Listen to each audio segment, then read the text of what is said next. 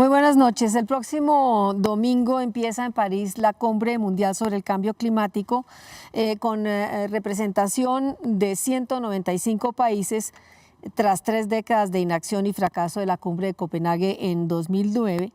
Todo indica que hoy el mundo está tomándose un poco más en serio los riesgos del cambio climático ocasionado por la proliferación extendida e indiscriminada de combustibles fósiles, que se ha traducido en veranos y temporadas de lluvias más intensos, con sus secuelas de sequías, inundaciones y desplazamiento de personas, entre otros fenómenos. Según la secretaria de Naciones Unidas para el Cambio Climático, Christiana Figueres, hemos perdido la principal batalla, y de ahí el llamado a que en París se logre un acuerdo mundial contra lo que se considera la amenaza más seria de la humanidad, el calentamiento global, un problema de consecuencias impredecibles cuya mitigación implicaría profundas transformaciones en los hábitos de vida, producción y consumo de bienes, y el objetivo es entonces lograr un compromiso conjunto de países ricos y en desarrollo para reducir la emisión de gases con el fin de mitigar el problema y hacerlo manejable. Las preguntas que rondan alrededor de la Cumbre de París son muchas, empezando por qué se puede esperar de esa cumbre. ¿Están los países ricos, los que más gases de efecto invernadero producen, realmente dispuestos a comprometerse en serio a reducirlos? ¿Los compromisos previos adquiridos a la cumbre por 170 países son suficientes para cumplir la meta de que la temperatura no suba más de 2 grados? ¿Está Colombia en capacidad de cumplir el compromiso de reducir en 20% sus emisiones contaminantes en 15 años? ¿Es posible un cambio significativo en la gestión ambiental para hacerle frente al cambio climático? Estas y otras preguntas intentaremos resolver hoy, o por lo menos tratar de aproximarnos a sus respuestas con los invitados de hoy. En primer lugar, el doctor José Manuel Sandoval, coordinador de la Oficina de Cambio Climático del Ministerio de Ambiente y quien representa a Colombia en la Cumbre de París. El doctor Julio Carrizosa, quien fue el gerente del INDERENA y es uno de los pioneros del ambientalismo en el país y actualmente columnista del Espectador. El doctor Manuel Rodríguez, nuestro primer ministro de Ambiente, consultor experto en asuntos ambientales, profesor y columnista del Tiempo, y el doctor Guillermo Rudas, economista del Externado, profesor de Estudios Ambientales de la Javeriana y director del programa del Instituto Nacional de Ecología de México. Y como cada noche, Antonio Caballero. Así que para empezar, por la primera pregunta, doctor Julio, ¿qué puede esperarse de la Cumbre de París? Yo pienso que muy poco. En realidad, ya el mayor daño está hecho. El clima ha empezado a cambiar y se ha construido durante todos estos años una estructura de intereses tan gigante que está respaldando el cambio de clima, que son los que están orientando y haciendo cada vez mayor el proceso de cambio de clima, que es muy difícil ser optimista. Yo pienso, por ejemplo, en el caso de Colombia, que siempre nos declaramos que tenemos muy pocas emisiones y que ocupamos un puesto muy bajo como culpables del cambio climático. Pero al fin y al cabo nunca reflexionamos sobre la cantidad de carbón que extraímos y la importancia del carbón en nuestra economía y todo el problema que ha surgido de Cerrejón y de todos los demás yacimientos que hay alrededor de Cerrejón. Entonces yo pienso, si de un momento a otro prohibieran la extracción de carbón en todo el planeta, ¿qué pasaría en Colombia? Buenas preguntas para hacernos. Bueno, vamos a doctor Rudas. ¿Se puede esperar algo de París? ¿Qué espera usted? Realmente en Colombia hay un tema que es fundamental. En París se está discutiendo fundamentalmente cuáles son las metas de reducción y yo estoy de acuerdo con el profesor Carrizosa, no se puede ser muy optimistas, pero Colombia tiene unos retos muy grandes porque tiene que adaptarse a una situación que ya se dio. Y las decisiones de adaptación en el caso interno en Colombia están muy de lejos de lo que se está discutiendo, que se centra fundamentalmente en cuánto podemos reducir y realmente muy poco en qué tanto nos podemos adaptar a algo que no es a futuro, sino que ya lo está estamos viviendo presente. y Eso que está generando los costos y las afectaciones a toda la población. Ese tema lo trataremos concretamente en lo relacionado a Colombia más adelante, pero por ahora vamos a hacer esta visión como de conjunto. Doctor Manuel, usted que va para París, ¿qué espera? Hay que poner en contexto, primero, hay que decirle a los televidentes que hace 36 años hubo un informe de la Academia Nacional de Ciencias de Estados Unidos al presidente Carter, en el cual se le decía en la primera página, con toda claridad, hay que hacer algo. Enorme certidumbre ya sobre cambio climático de origen humano, y si no tomamos decisiones ya, puede ser demasiado tarde. Año 79. Bueno, yo creo que estamos un tanto tarde ya, porque ya, como dice Julio, ¿Pero París el le da clima alguna cambió. esperanza? No, yo creo que en París sí, después de París se van a comenzar a tomar unas acciones que no se han tomado hasta el presente. No van a ser suficientes, pero sí creo que ya como que el reloj... ¿Estamos como más en serio? Estamos más en serio, de acuerdo a los propósitos o las metas o las promesas, digamos, que ha presentado cada país, y de acuerdo a las estimaciones de la misma Secretaría de Naciones Unidas en el cambio climático, pues eso nos llevaría a 2.7 grados centígrados si cumplen los objetivos todos los países. El problema es que todos esos objetivos están condicionados en muchos casos a la financiación, y entonces ahí va a haber un problema. Pero digamos, yo creo que Estados Unidos sí va a tomar unas medidas. Yo creo que va a comenzar un proceso para derrotar el cambio climático, yo creo, a partir de París. Aunque sea tarde, pero algo es algo. Con bastante brío, pero tarde, pero no con el brío suficiente como para resolver el problema. Hay que reconocer que hemos fracasado, que después de 21 años de firmado la Convención de Cambio Climático, en el año, después de 23 años de firmada la Convención de Cambio Climático y 18 de firmado el Protocolo de Kioto, el fracaso es colosal. Colosal. Doctor Sandoval, usted que también va para París en representación de Colombia, ¿qué espera de esa? Pues nosotros vemos como París va a ser como una indicación en la cual va a haber un acuerdo político para tomarse más en serio el tema de cambio climático.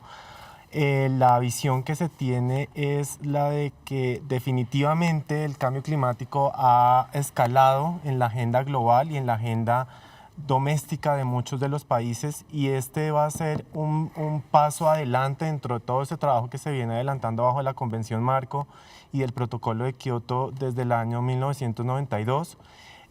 Con el ánimo de reforzar los compromisos, de empezar, y esto lo hemos visto ya con los compromisos que los países han venido presentando a lo largo de todo el 2015, una desviación muy importante de las emisiones de gases de efecto invernadero en la atmósfera.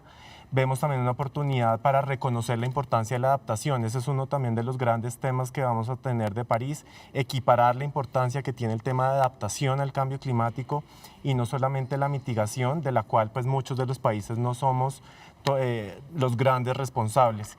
Y por último, yo pensaría que uno de los elementos centrales es una refrendación de ese compromiso de que los países industrializados con grandes responsabilidades históricas en la acumulación de gases en la atmósfera, vuelven y expresan esa voluntad de apoyar los esfuerzos que países como Colombia y otros en desarrollo van a seguir haciendo en los próximos años y décadas para reducir estas emisiones. Yo tengo una inquietud, ¿de dónde sale la cifra mágica de los 2 grados? ¿Por qué 2 grados? ¿Por qué no 1.5? ¿Por qué no 2.3? Es una negociación científico-política.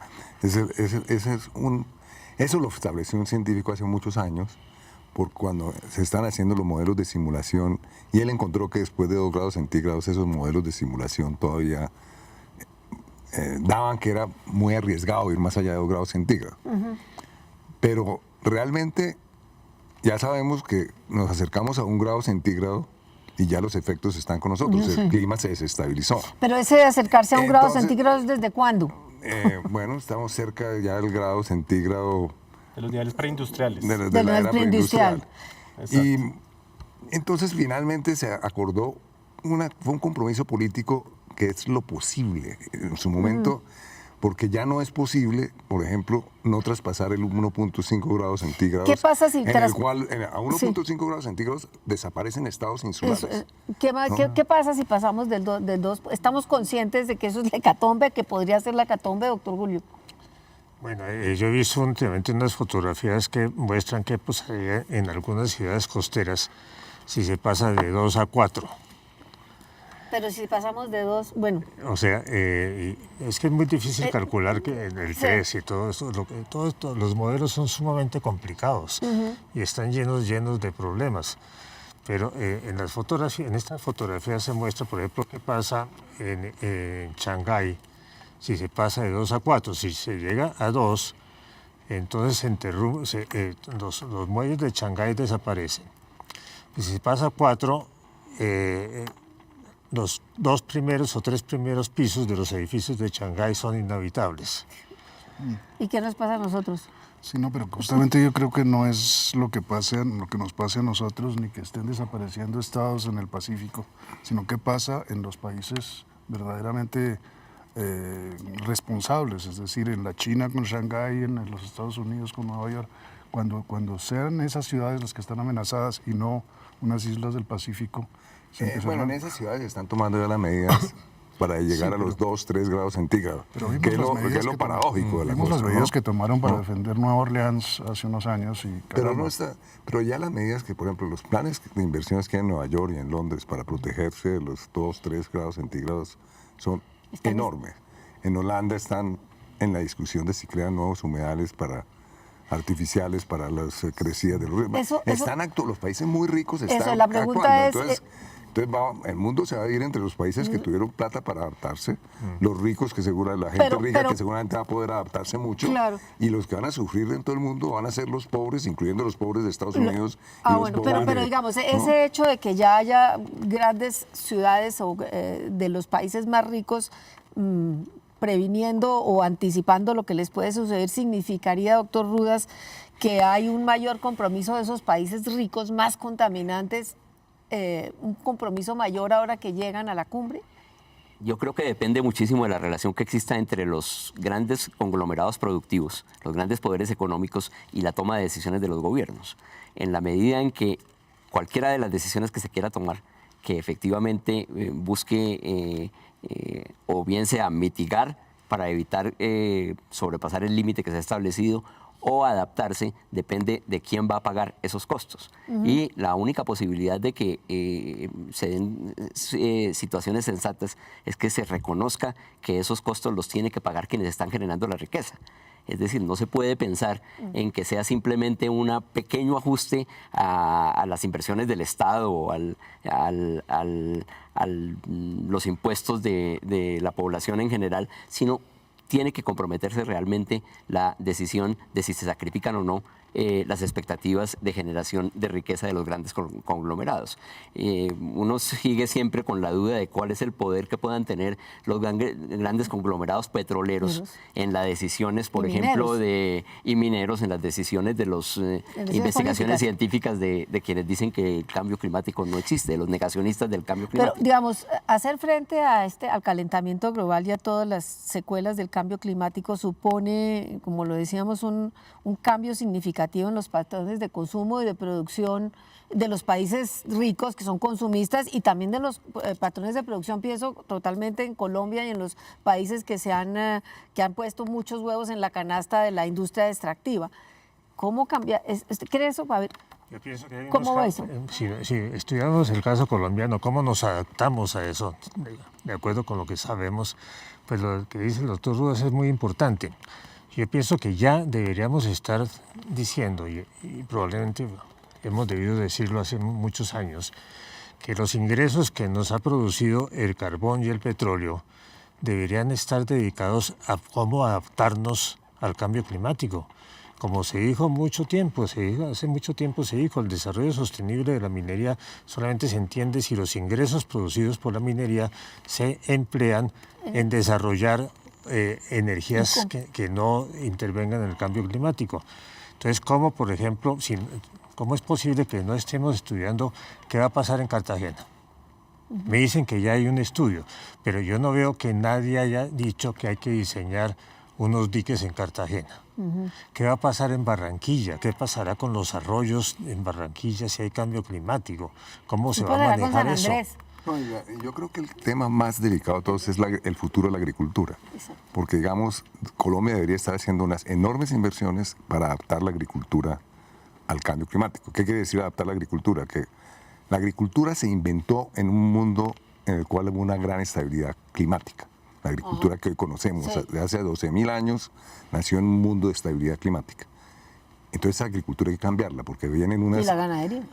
Vienen unos grandes épocas de enormes sequías, de enorme calor, épocas con grandes lluvias, con lluvias torrenciales. Entonces hay que generar, por ejemplo, las especies que aguanten esas embatidas. Y eso pues existe, y eso implica unas inversiones muy grandes. Y esas inversiones no lo va a hacer el gringo por nosotros, porque nuestra agricultura tiene condiciones muy específicas.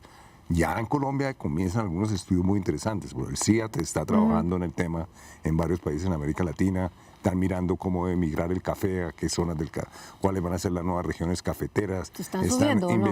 Están subiendo, están investigando cuáles especies aguantan sequías, etc. Digamos, el tema de la agricultura para mí, aparte digamos del tema de Cartagena, etcétera, etcétera, es clave. Es absolutamente clave porque depende de la seguridad alimentaria nuestra y del mundo. Es decir, y de hecho es muy interesante, en el objetivo de la Convención de Cambio Climático, lo único que se menciona como cuestión a la cual debemos adaptarnos, dice, bueno, hay que rebajar las emisiones, dice, no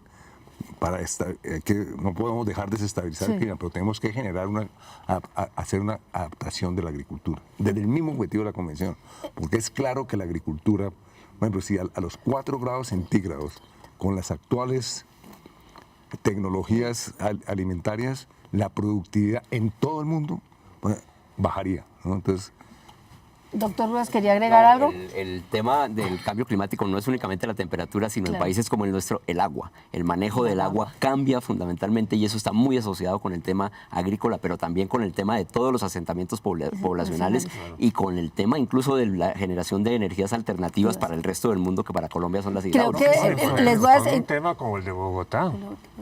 Dice, Bogotá sigue creciendo a esta velocidad, las emisiones aumentan. Y si logramos decrecer el crecimiento de Bogotá, sería un aporte interesante. No, pero es que fíjense que el efecto sobre el agua, 4 grados centígrados se considera que en promedio en el mundo, el 40%, disminuirían los caudales de los ríos en un 40%. Bueno, aquí creo que ustedes han planteado unas cosas que quiero que las tenga muy en cuenta el doctor Sandoval, porque se nos acaba este primer segmento para decirle qué está haciendo Colombia frente al cambio climático, al calentamiento global, a la adaptación al cambio climático. Volvemos en unos segundos.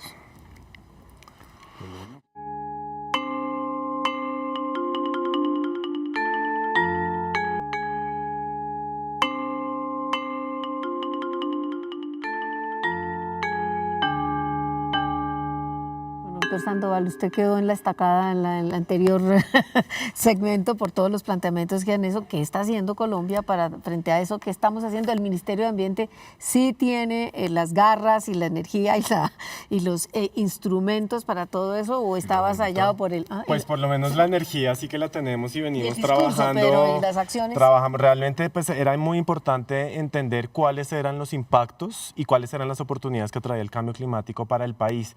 Y en ese trabajo llevamos cerca de 5 años a través de una política que se estableció, un COMPES que se expidió en el 2011, en el cual se propuso Colombia tiene que trabajar en la adaptación al cambio climático y para eso estamos formulando un plan de adaptación al cambio climático en conjunto con el DNP y con los otros ministerios, identificando cuáles son los grandes impactos que va a tener cada uno de los sectores, por ejemplo, transporte, la red vial primaria, cómo se va a ver afectada, los puertos, pero lo propio para el sector agropecuario, que sin duda es uno de los sectores más afectados, si no el más afectado, y que además implicará un enorme riesgo para la seguridad alimentaria. Y así lo propio en los demás sectores. Pero además propusimos trabajar también proactivamente, y eso es un poco el espíritu de lo que se va a ver en París, cómo también países en desarrollo pueden contribuir a reducir sus emisiones o por lo menos a presentar tendencias de descarbonización para que no seamos tan intensivos en carbono en las próximas décadas. Y de ahí surge la Estrategia Colombiana de Desarrollo en Carbono, que nos ha llevado a identificar más de 85 medidas en todos los sectores para poder reducir esas emisiones. ¿De qué temas estamos hablando? Del transporte, de cómo apostarle a nuevas tecnologías, a nuevas modalidades de planificación, a la vivienda, a consumos energéticos. En el sector agropecuario tenemos pues buenas prácticas agrícolas, todo el manejo pecuario, la ganadería es una de las fuentes más importantes de emisiones. Pero bueno, digamos, las intenciones están ahí, en pero la Colombia yo creo realidad que es... lo que tenemos bien diseñado es una política de mal adaptación al cambio climático. Yo creo que la política colombiana hoy en día, lo que está ocurriendo en el campo es la mala adaptación al cambio climático. Acaban de aparecer la noticia de que aumentamos la deforestación el 16%. Y como se sabe, el 20% del cambio climático lo explica la deforestación. Seguimos posterizando el país. Existen a nivel macro todos los incentivos para seguir deforestando el país. El presidente Santos anunció hace unos 4 años que abría la región amazónica a la explotación minera. Con la explotación minera viene un desastre en la selva amazónica. Entonces, cada que me dice el gobierno que es que están haciendo medidas de adaptación, bueno, entonces quiere decir, por ejemplo, que van a suspender la extracción minera en la región amazónica y la extracción petrolera, porque eso va a generar una deforestación extraordinaria en la cuenca amazónica. Entonces, digamos, yo creo que en Colombia lo que tenemos es una política de mala adaptación al cambio climático. Otro es la retórica del Ministerio del Medio Ambiente y la retórica. Pero no se quedan ustedes cortos, digamos. El papel puede hacer mucho, pero yo creo que eso es puro Ustedes cuento. no sienten Pues, desde el ministerio que sí, bueno, trabajan y están enfrentando el fenómeno, pero que realmente las realidades y la gestión es otra.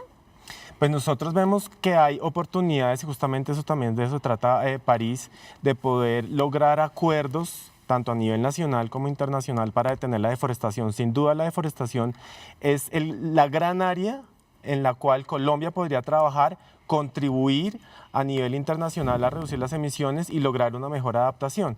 Por supuesto hay que compatibilizar los intereses. Sí, pero la O sea, no pregunta es podemos... si los grandes intereses, que son los de la minería, de los petróleos, son compatibles con Pero es la... que el tema no es un problema del Ministerio del Medio Ambiente. Por eso. El tema es un Luego es que tema si de no- la política agrícola, de la política minera, de la política petrolera. Eso es el tema. Y esos intereses en Colombia van en una dirección Totalmente totalmente distinta contraria y de- totalmente incentivadas por el gobierno. Entonces el Ministerio del Medio Ambiente pues hace unas gráficas, unas cosas. Estos son los compromisos. Y ¿vamos a cambiar la política minera? Pregunto. ¿Vamos a cambiar la política petrolera? Pregunto. ¿Vamos a cambiar la política agrícola? Pero hay que preguntárselo a otra persona, no al doctor Sandoval. Porque lo tenemos aquí. No, pero fíjense, Exactamente. pero mire, nosotros... Ahí lo Lo colocamos, tenemos como San fusilamos. Sebastián. No, pero mire, desde el ministerio también y en conjunto con otros ministerios se dan pasos importantes. Hay una iniciativa muy interesante que se llama Visión Amazonía, que se viene trabajando desde hace 2 años. A raíz de la extensión que hubo del Parque Chiribiquete, que es en el corazón de la Amazonía, se ha venido recaudando a través de unos acuerdos con varios cooperantes, en particular Noruega, Reino Unido y Alemania, para lograr un flujo de recursos que permitiera garantizar de una parte unos sistemas productivos sostenibles con la gente que vive en esas zonas y otras empezar a salvaguardar unas zonas en las que definitivamente no podrían haber unas actividades extractivas que tuvieran un impacto muy grande, sobre todo en deforestación. Y esos acuerdos están avanzando. Hay además unos compromisos muy claros de detenerla, de fijar unas áreas en las que definitivamente habría conservación y habría preservación del potencial boscoso. Que allí se Doctor, Las presenta. grandes debilidades Sí. es pensar que vamos a hacer las cosas con la plata del gringo. A mí el argumento del gobierno de que eso se hace es con plata del gringo, eso es puro cañazo. Eso se hace, Colombia es un país de una economía media. Nadie nos va a regalar plata para proteger las cosas que tenemos que proteger. Tenemos que hacer Los nosotros. recursos financieros grandes del mundo van a ir a los países muy vulnerables. A ellos tienen que ir. Sí. Entonces, Y nosotros no somos los y más andar vulnerables. andar con el cuento de que Colombia... No, es un país de una economía Media, media. sí, aguanta otras Los cosas. países de economía media les van tienen que aportar arreglárselas, también, sí. arreglárselas por ellos mismos, tanto en protección ambiental como en el tema de la adaptación. Eso es con plata nuestra, no con plata del gringo. Doctor Julio, ¿usted cree que hay algo rescatable en toda la gestión ambiental? Es decir, ¿conoce proyectos o conoce experiencias? Lo mismo el doctor Rudas, que uno podría decir, por ahí está bien, por ahí estamos haciendo algo en materia de energías alternativas. ¿Ve algo, alguna lucecita, aunque sea Pues mire, por ejemplo, chiquita? los buses de Transmilenio que se instalaron en la carrera séptima fueron un avance, porque eran buses eléctricos, son buses eléctricos. Pero ahora, en la licitación que se está abriendo para los buses, para reemplazar todos los buses de Transmilenio, hay una gran discusión. Y si bien se planteaba que no sí van a emitir sino buses eléctricos, todos los demás productores están protestando y los periódicos están protestando. Pero yo pienso que en el territorio de Colombia hay cosas que el cambio climático van a mejorar la situación. Por ejemplo, las heladas en la sabana de Bogotá van a desaparecer probablemente. Pero al mismo eso tiempo, tiene otra cara negativa. Pero al mismo tiempo, la sabana de Bogotá se está urbanizando. Entonces va más O sea, emisiones. las 100.000 hectáreas planas que podrían quedar para producción intensiva de alimentos sin heladas van a desaparecer si no se hace algo de control en la sabana de Bogotá. Y eso lo puede hacer el Ministerio de Ambiente y la CAR de Cundinamarca y no lo han hecho. De otro lado, un punto de vista positivo. Pues durante muchos años aquí hubo grupos estudiando la energía solar que desaparecieron y que fueron precursores de los estudios de energía solar. Ahora están reviviendo en algunas universidades. En EAFIL se construyó un carro eléctrico. Hay muchos grupos de investigación en energía solar. Y el IDEAM acaba de publicar un atlas sobre el potencial de energía eólica y de energía solar en el país, en donde se demuestra que hay unas zonas como La Guajira que serían unos sitios de un potencial extraordinario para producir energía solar. Y entonces, ¿por qué no se empieza a hacer algo al respecto? Es que toda la plata que estamos recibiendo por el carbón y por el petróleo se debería dedicar a que Colombia fuera una potencia en energía solar y tenemos los sitios en donde hacerlo. Pero tiene que ver mucho con la dificultad que hay en Colombia desde hace muchos años en planificar a largo plazo. Y eso viene naturalmente de la guerra. Es que planificar a largo plazo en medio de una guerra que no se sabe cómo va a acabar, pues es bastante ingenuo. Colombia tiene cosas muy positivas en el escenario internacional. En todos los países se discute que es necesario cobrar al que emita para trasladarle el costo y disminuir las emisiones. Y siempre se enfrenta el bloqueo en los parlamentos. En los parlamentos las fuerzas productivas tienen generalmente mayor peso. Pues resulta que en Colombia desde 1974 tenemos el mandato legal de que hay que cobrar por todo el que utilice la atmósfera para depositar gases efecto invernadero. No usa ese lenguaje, pero la ley obliga a que eso se haga. Y sin embargo, no se hace. Pero ya lo tenemos el mandato legal. Entonces, nosotros somos divinos porque somos el mejor código ambiental, tomamos las leyes más avanzadas en materia de esto y lo otro, pero todo en el papel. ¿Qué es lo que sucede con eso? Esa concertación entre sectores requiere que haya un liderazgo del ente regulador. Y los regulados, obviamente, la minería, la agricultura, la construcción de ciudades, etcétera, deberían tener un ente regulador muy fuerte. En este momento, el ente central regulador de ese tipo de temas debería ser el Ministerio del Medio Ambiente.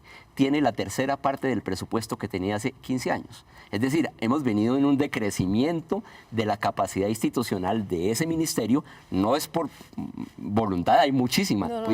Y indudablemente uno encuentra que se están haciendo los esfuerzos, pero es que estructuralmente lo tienen arrinconado y cada vez es más débil para negociar con sectores cada vez más fuertes. Pero ¿Se mire, siente el arrinconado? María Elvira, pues no necesariamente, pero para decirle otros de los avances que uno ve que se están dando en otros de los sectores como unos primeros pasos que pueden apoyar todo ese espíritu de trabajar en la medida que se necesita para el tema del cambio climático. Por ejemplo, en el sector energía hay un nuevo marco normativo que está promoviendo las energías renovables, la eficiencia energética con un mecanismo concreto de financiación, el FENOGE, un fondo que va incluido dentro de esa ley 1715 y que esperamos sea activado el próximo año por parte del Ministerio de Minas y Energía. Ellos también están formulando una política de eficiencia energética. Por primera vez vamos a tener un mecanismo concreto jalonado por el sector energético de cómo realmente hacer un uso más racional de la energía. El Ministerio de Vivienda está trabajando en toda una política de construcción sostenible. Por primera vez tenemos unas indicaciones que van a empezar claramente a establecer estándares de uso de energía y uso del agua en las construcciones, en particular de todo lo que es la construcción nueva. Entonces vemos algunas iniciativas en el sector de hidrocarburos. Van a construir más termoeléctricas. En el sector de hidrocarburos. Anunciaron que van a construir más termoeléctricas. Entonces uno dice, ¿cómo es el tema? ¿Cómo ya sí? está anunciado que van a construir nuevas termoeléctricas en Colombia. Entonces uno dice, bueno, ¿por qué termoeléctricas Y no energías y no alternativas. energías Que ya alternativas? se sabe cómo hacerlas. Entonces ahí vienen las contradicciones, porque esas termoeléctricas van a generar unos problemas adicionales. En Colombia, yo creo que el principal proyecto con mayor de adaptación realmente es en el campo ganadero. Hoy en día Colombia cuenta con la tecnología muy avanzada. ¿Se que está eso es- haciendo? eso es- hay un En el proyecto Cesar hay piloto- algo, ¿no? Hay un proyecto piloto con el Banco Mundial de 50.000 hectáreas, pero lo interesante es que esa tecnología la desarrolló el sector privado y una ONG. Ese es de lo que habla ¿no? el doctor Laforisca, De eso hablo de él, la y la finca de él es un gran ejemplo. Ejemplo. ¿no? Es un gran ejemplo. Silvopastoriles. Laforis era controvertido en muchos Sí, no, campos, pero está como haciéndolo. empresario transformador, a mí me parece muy interesante lo que ha hecho. Y tienen, digamos, ahí ya tenemos la tecnología para adaptarnos al cambio climático, haciendo más intensa y productiva, hacer con mayor productividad ganadera, y esa productividad ganadera en un ámbito de mayor para protección mitigar. ambiental. Claro, el ganado Entonces, produce, digamos, pero mutando. digamos, el hecho de Pero criar ya están ganado traba- dentro está- de esos está- bosques, están digamos, ¿se trabajando- compensa? Están trabajando también en la dieta de las en la dieta pues buscar que se emita ¿Para menos qué? metano, etcétera. Sí. Pero no, digamos, ese es un campo de esperanza, porque realmente si Colombia Se metiera en eso. se metiera en serio en eso, se pueden liberar unas 12 millones de hectáreas de la ganadería para reforestar, que sería una forma de mitigar el cambio climático, de proveer madera y para dedicar parte de esas tierras a la agricultura. Entonces, digamos, eso yo creo que es lo más positivo que tenemos como Pero cosa son apenas concreta. atisbos, porque no hay Ahí unas políticas. se requiere la decisión ya política, de decir, vamos a meternos Vamos a en los jalarle a próximos eso. 20 años Pero en es- el pero es bolsillo y vamos a hacer interesantísimo esa lo que dice usted transformación. del sector privado, que sea el sector privado el que está impulsando eso. Sí. Porque es ir en contra de lo que es la civilización actual. Así es.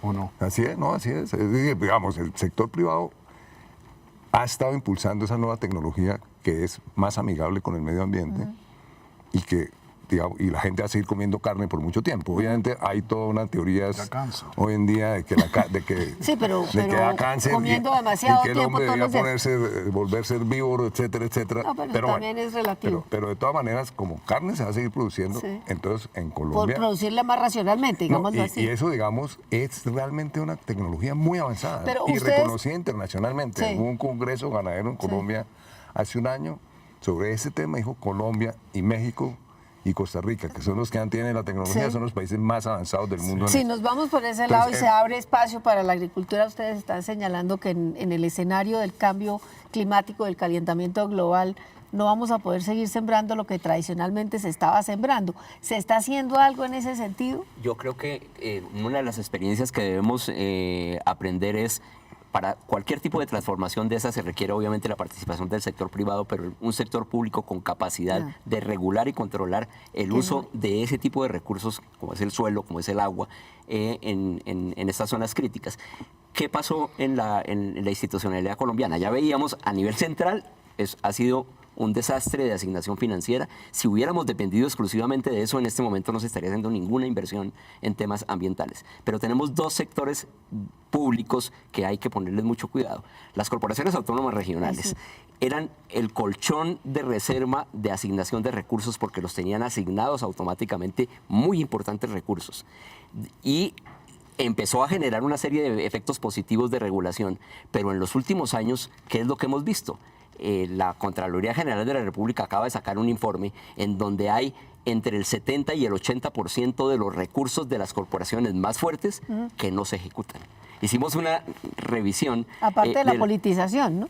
Y en parte la pregunta es si está el país necesitando recursos para hacer políticas de adaptación. ¿Por qué no la liberan ¿Por de qué ahí? no está usando esos recursos que están por ley asignados a precisamente hacer un manejo ambiental adecuado? Hay que revisar qué es lo que está pasando con ese tipo de instituciones porque tienen necesariamente que interferir dos ¿Ustedes tienen alguna- instituciones, la ambiental y la Contraloría. ¿Alguna relación con las CAR?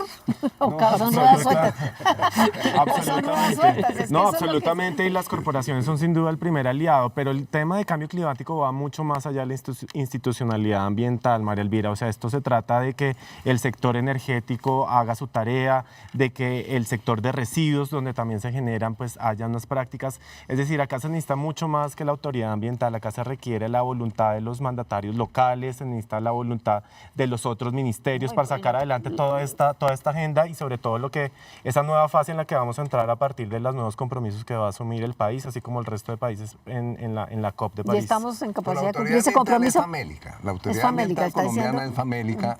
Es una pena. Bueno, yo fui una de las personas responsables por diseñar esa institucionalidad ambiental, pero penosamente Lo tenemos que animó. decir que es famélica, que no tiene los dientes, ni tiene los presupuestos, ni tiene la organización que le permita claramente hacer su tarea en lo que tiene que ver con el cambio climático. Y antes, por el contrario, pues hoy vemos con mucha preocupación muchas medidas que toma el Ministerio del Medio Ambiente, que ha ido regulando y flexibilizando la ley, y que yo creo que mucha de esa flexibilización y de regulación que se está haciendo en Colombia va a favorecer además más emisiones de gases de efecto invernadero y menos adaptación al cambio climático. Y pensar que el cumplimiento de sus funciones lo podrá financiar pasando el sombrero a nivel internacional con Se está cooperación. equivocando. Necesita Ese argumento- realmente ese financiarse Ese argumento internamente. yo lo odio. Lo odio. Lo tenemos que hacer Cuando dice nosotros. el ministro, no, es que vamos a conseguir una plata para protegerla. ¿Cómo No, así? Eso tenemos que hacerlo es una nosotros. tarea nuestra. Bueno, se nos acaba este segundo tiempo, volvemos ya para el remate y los últimos goles. Sí, es que hay que meterle más goles.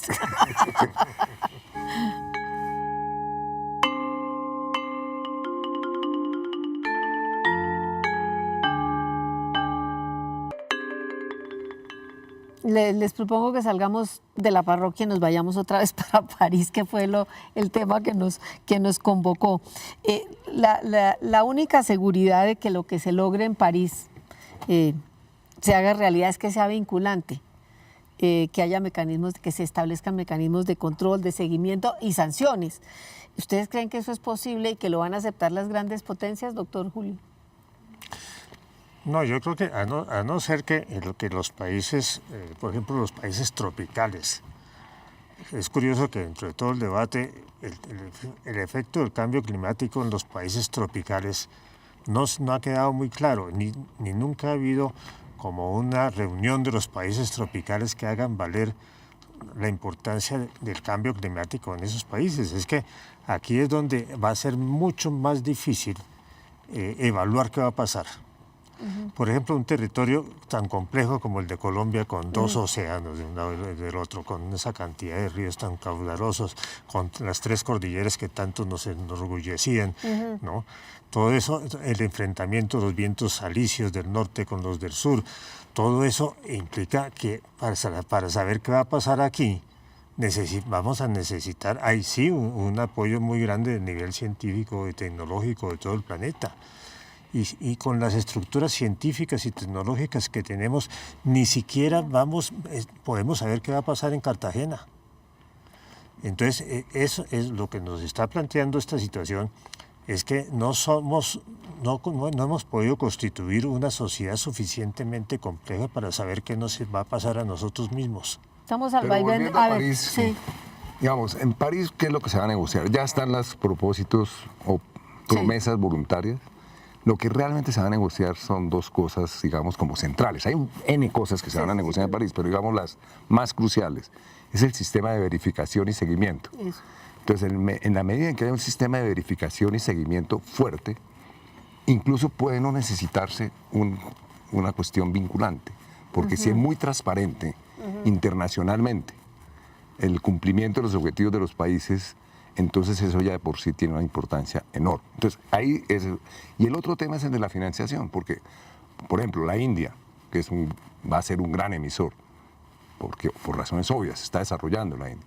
Entonces ellos dicen, sí, nosotros nos adaptamos, nosotros tenemos esta promesa de disminuir el 30%, lo que sea, de aquí al año 2030, pero esa plata pero esa disminución de los gases de efecto invernadero no la financian internacionalmente. Con plata regalada, nada de crédito. Nada de crédito. Entonces, digamos, las dos cosas fundamentales son esas. Financiamiento Entre otras cosas, vamos a hacer verificación. una propaganda aquí.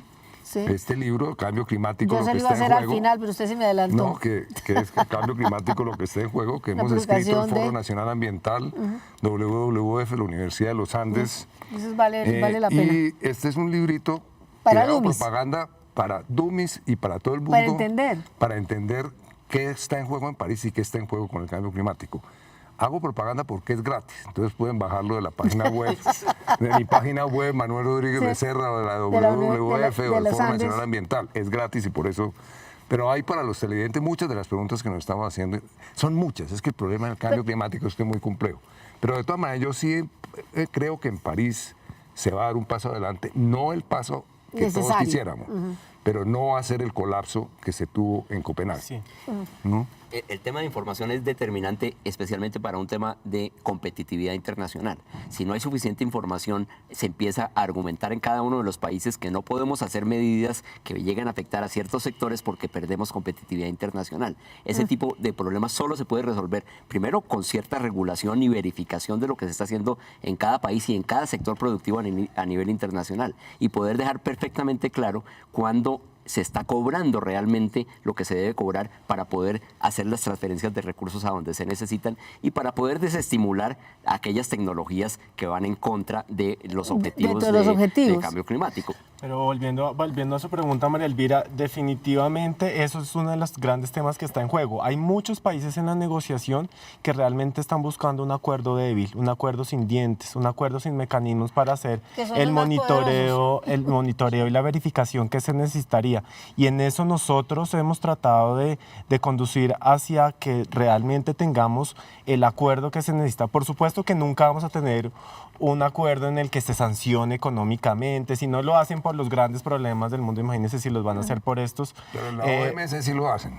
Sí, la OMS sí, claro. Entonces, pero que hemos tratado de ser muy creativos para generar el régimen que se necesita. Por ejemplo, una de las grandes propuestas del acuerdo es que haya unos ciclos en los cuales, porque estos primeros compromisos que se van a presentar ahorita son simplemente unos que van hasta 2025, hasta 2030. Pero lo que se quiere es que sea un acuerdo dinámico dentro del cual haya los espacios de transparencia. Sin duda, lo que decía Manuel Rodríguez es fundamental. Si sacamos de París ese régimen de transparencia en el cual sabemos cada país qué pone, qué está haciendo, cuándo no está cumpliendo, qué hay que hacerle para que cumpla, de ese acuerdo? Eso ya va a ser una gran ganancia. Eso ya sería una gran ganancia.